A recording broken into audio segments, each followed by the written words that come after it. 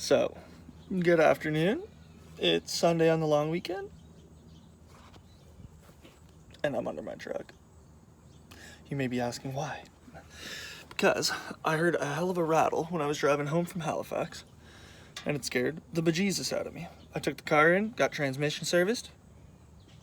Well, the truck in. It's a 2010 Ford F150 XLT.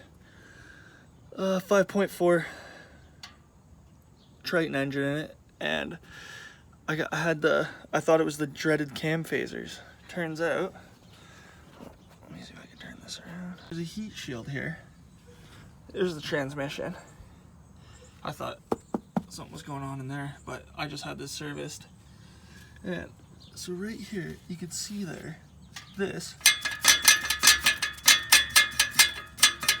So whenever I was accelerating or coming to a stop, this was rattling around like a son of a bitch. Because on this side, the welds are still there. You can't, it's just the heat shield cover for the exhaust pipe here, I guess. And then this here, the weld is gone, so I'm just gonna replace that. A couple of hose clamps, you'll be right as rain.